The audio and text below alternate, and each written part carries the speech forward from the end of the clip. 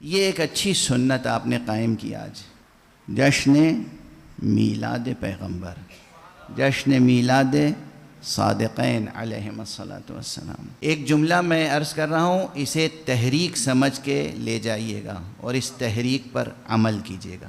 ایک نئی تحریک، حقیقت میں نئی نہیں ہے لیکن ایک نئی تحریک ایک نئے انداز سے، دست ادب جوڑ کے عرض کر رہا ہوں، جوانوں سے، بچوں سے، بزرگوں سے، مومنین سے، مومنات سے، جہاں تک بھی آواز پہنچ رہی ہے، ہماری خواتین سن رہی ہیں، مائیں بہنیں سن رہی ہیں، ایک چیز کا خیال رکھیے، دنیا کو، آپ کو دنیا کو بتانا ہوگا کہ آپ کا نبی کیسا ہے، ورنہ آپ دیکھ رہے ہیں نبوت کا کیسا تصور ہے لوگوں کے پاس۔ آپ دیکھ رہے ہیں، میں کبھی اپنی تقریروں میں کسی شخص کو سامنے رکھ کے گفتگو نہیں کرتا۔ مسائل ہوتے ہیں سامنے، ایشوز ہوتے ہیں، اشخاص نہیں ہوتے، افراد نہیں ہوتے۔ اشخاص میرے سامنے نہیں ہوتے، مسائل ہوتے ہیں، نکات ہوتے ہیں، موضوعات ہوتے ہیں۔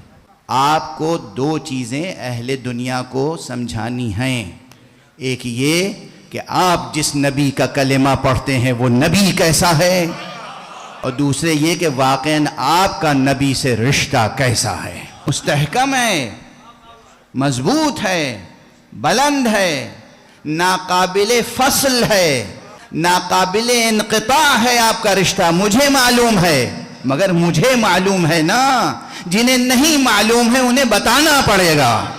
اس پورے شہر کراچی سے خطاب کر کے عرض کر رہا ہوں، جس کو میں کہتا ہوں شہر عزا۔ کراچی شہر عزا ہے۔ آپ کو عشق ہے مصطفیٰ سے نا، جیسے پہلی محرم سے 8 ربیع الاول تک غم پیغمبر میں شرکت کے لیے، غم پیغمبر میں شرکت کے لیے آپ اپنے گھروں کو اور پورے شہر کو سیاہ پوشش میں لے آتے ہیں، اسی طرح 9 ربیع الاول سے لے کر ربیع الاول کے آخر تک پیغمبر کے میلاد کی خوشی میں پورے شہر میں چراغاں ہونا چاہیے۔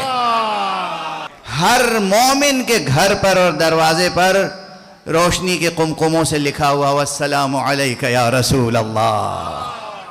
پوری دنیا کو معلوم ہو کہ آپ کی نگاہ میں، آپ کی زندگی میں سرکار رسالت مآب کے عشق کا کیا مقام ہے۔ محفلیں بھی ہونی چاہیے، ایک دو محفل نہیں کہ شہر میں ایک جگہ محفل ہو گئی، ہر گھر میں جیسے فرش عزا بچھتا ہے ایسے ہی ہر گھر میں محفل میلاد منعقد ہونی چاہیے۔ یہ ضرور ہے کہ 2 یا 4 ایسی محفلیں ہوں گی جو پورے شہر میں مرکزی ہوں گی، بڑی ہوں گی، اجتماعی ہوں گی، جیسے مجلسیں ہوتی ہیں، بعض مجلسیں مرکزی اجتماعی ہوتی ہیں، لیکن وہ مجلسیں جو مرکزی اور اجتماعی ہوتی ہیں جس میں ہزاروں یا لاکھوں کا مجمع آتا ہے، اس کے باوجود ہم واجب کفائی سمجھ کے تھوڑی مناتے ہیں غم حسین۔ ہم غم حسین کو واجب کفائی سمجھ کے نہیں مناتے، ہمارے لیے تو یہ فرض عین ہے، ہر فرد کے لیے۔ بڑی بڑی مجلسیں ہوتی ہیں، لاکھوں کا مجمع ہوتا ہے، لیکن ہر گھر میں بھی ایک ماتم صحیح، ایک نوحہ صحیح، ایک سوچ صحیح، ایک سلام صحیح، عورتوں کی مجلس صحیح، بچوں کی مجلس صحیح، بوڑھوں کی، بزرگوں کی، خاندان کے لوگ جمع ہو گئے، مگر فرش عزائے حسین بچھے گا ضرور۔ یہ روایت ہے نا، اسی طرح میلاد مصطفیٰ کا فرش بچھنا چاہیے۔ آج سے یہ تحریک شروع کر دیجئے، ہر گھر میں ذکر مصطفیٰ صلی اللہ علیہ وآلہ وسلم۔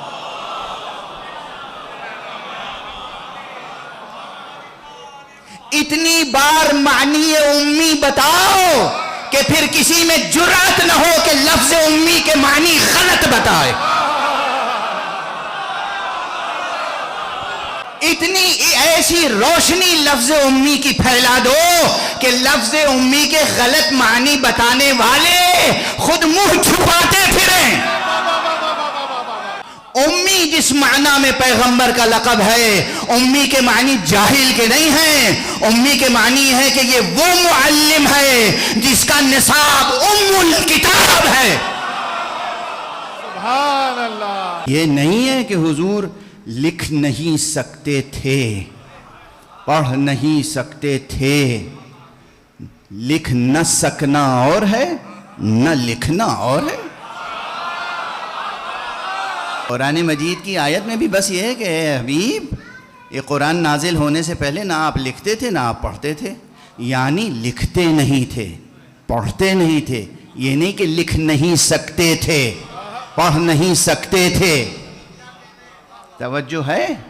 ورنہ ساری بات خود خدا پر آئے گی کہ وہ ان کو معلم بھی کہہ رہا ہے اور یہ بھی کہہ رہا ہے کہ نہ لکھ سکتے ہیں نہ پڑھ سکتے ہیں۔ کیسا خدا ہے کہ جو ایسے کو معلم کتاب و حکمت بنا رہا ہے؟ معلم کتاب هو الذي بعث في الأميين رسولا منهم يتلو عليهم آياته۔ اگر لکھنا نہ جانتے، پڑھنا نہ جانتے تو آیت یہیں ختم ہو جاتی کہ یتلو، یعنی آیت آتی ہے اور یہ سنا دیتے ہیں، لیکن آگے کہا وَيُعَلِّمُهُمُ الْكِتَابِ، کتاب کی تعلیم دیتا ہے، یعنی لکھتا بھی ہے، لکھ سکتا بھی ہے، پڑھ سکتا بھی ہے، لکھانا سکھا بھی سکتا ہے، پڑھنا سکھا بھی سکتا ہے۔ اس کی شان یہ نہیں ہے کہ خود بیٹھ کے لکھے۔ جو وہ پیغمبر جو دل میں سوچتا ہو اسے لوح محفوظ پر قلم الہی لکھتا ہو تو پھر اسے قلم اٹھانے کی ضرورت کیا ہے؟ اور فرما رہے ہیں آپ۔ اور ایک بات اور عرض کروں، درایت، بہت سی جگہوں پہ روایت ہوتی نہیں، درایت ہوتی ہے۔ درایت کیا ہے؟ اس کائنات میں کوئی شقی یہ دعویٰ نہیں کر سکتا کہ حضرت علی ابن ابی طالب نے رسول کے علاوہ کسی کے سامنے زانو ادب طے کیا ہو۔ مولا علی نے کسی سے کچھ بھی سیکھا ہو یہ آپ کو نہیں ملے گا، یہ ملے گا کہ علی لکھتے بھی تھے، علی پڑھتے بھی تھے۔ تو علی کو لکھنا کس نے سکھایا اگر رسول کو لکھنا نہیں آیا؟ واضح ہے؟ سبحان اللہ، سبحان اللہ۔ واضح ہے؟ کوئی ایسا باپ تصور کیجئے کہ جو اپنے بیٹے کو کہیں جانے ہی نہ دیتا ہو، ہمیشہ اپنے ساتھ رکھتا ہو، کسی کا شاگرد نہ بنائے، خود ہی سکھائے پڑھائے، ہر چیز خود سکھائے۔ خود مولا علی نے نہج البلاغہ میں اعلان فرمایا ہے کہ میں اگر میری تعلیم و تربیت ہوئی ہے تو وہ مصطفیٰ کے آغوش میں، بس اس کے علاوہ ممکن نہیں تھا۔ معصوم ہی معصوم کو پروان چڑھاتا ہے، واہ واہ واہ واہ واہ۔ کوئی غیر معصوم کسی معصوم کو پروان نہیں چڑھا سکتا۔ علی وہ معصوم ہے جو اس کائنات کے سب سے بڑے معصوم مصطفیٰ کی آغوش میں پروان چڑھے ہیں۔ اور مولا امیر المومنین لکھتے بھی تھے، پڑھتے بھی تھے، تو حضور کے علاوہ کس نے سکھایا؟ یہ دیکھو، یہ سب باتیں جو ہیں سمجھنے سمجھانے سے تعلق رکھتی ہیں درایت تک پہنچانے کے لیے، ورنہ ان کے رتبے تو اتنے بلند ہیں کہ یہ لکھنا اور پڑھنا اور سکھانا اور سیکھنا یہ الفاظ ان کے لیے زیب نہیں دیتے۔ جو ظرف علم الہی ہوں، جو خزینہ دار علم مشیت ہوں، جنہوں نے مشیت حق پر زندگی بسر کرنا اپنا شعار بنایا ہو۔ یاد ہے نا اس فقیر کا جملہ؟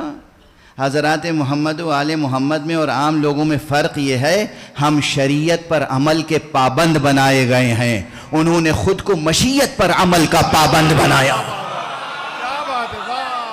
ہم شریعت پر عمل کے پابند بنائے گئے ہیں، حضرات محمد و آل محمد وہ ہیں جنہوں نے خود کو مشیت پر عمل کا پابند بنایا ہے۔ کیا فرق ہے؟ ببن تفاوت رہز کجاست تاب کجا، کتنا فاصلہ ہے۔ تو بہرحال ایک قوم وہ ہے پوری جو حضور علیہ السلام کو نعوذ باللہ یہ سمجھتی ہے کہ لکھنا نہیں جانتے تھے، پڑھنا نہیں جانتے تھے، ہمارے جیسے تھے۔ عجب مقدمہ ہے۔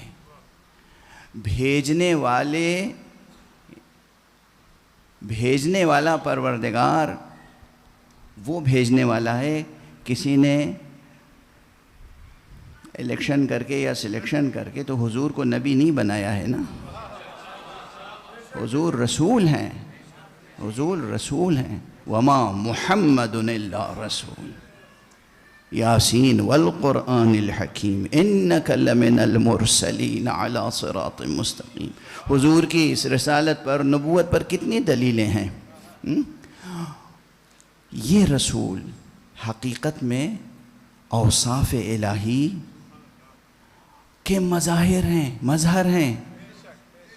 اور یہ ہمارے عام حضرات اٹھتے بیٹھتے کہتے رہتے ہیں وہ تو ہمارے جیسے تھے، وہ تو ہمارے جیسے تھے، وہ تو ہمارے جیسے تھے.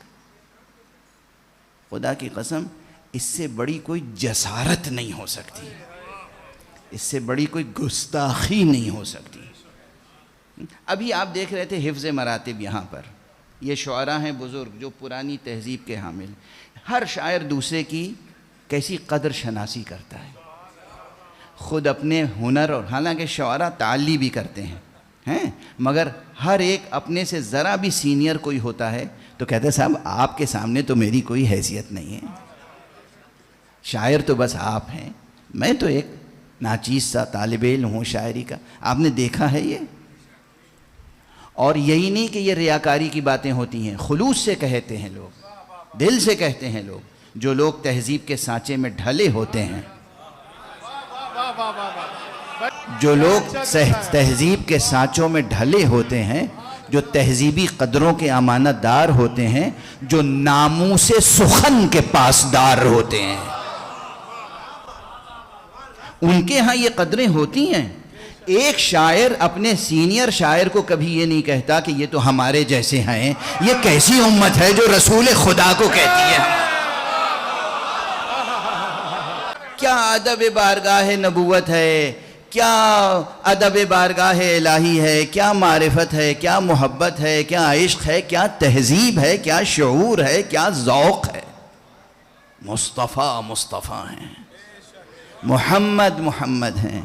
اس کائنات کے سب سے بڑے عالم کا نام محمد ہے، اس کائنات کے سب سے بڑے عالم کا نام علی ہے، اور اس کائنات کے سب سے بڑے معلم کا نام محمد ہے. سبحان اللہ سبحان اللہ سبحان یا علی. کیسے کیسے لوگ کیسی کیسی بحثیں آتی ہیں. کوئی کہتا ہے علم نہیں رکھتے تھے، لکھنا نہیں جانتے تھے، پڑھنا نہیں جانتے تھے. کوئی کہتا ہے معصوم نہیں تھے. اب یہاں تک بات آ گئی کہ نبی بھی معصوم نہیں تھے وغیرہ وغیرہ. اس طرح کی باتیں ہوتی ہیں کہ جس میں واقعاً توہین رسالت ہے، توہین الوہیت ہے. خدا نے دین بھیجا ہے تاکہ ہم گناہوں سے بچ کے معصوم بنیں، تو وہ ہماری تربیت کے لیے خود ایسوں کو بھیجے گا جو معصوم نہ ہوں گے.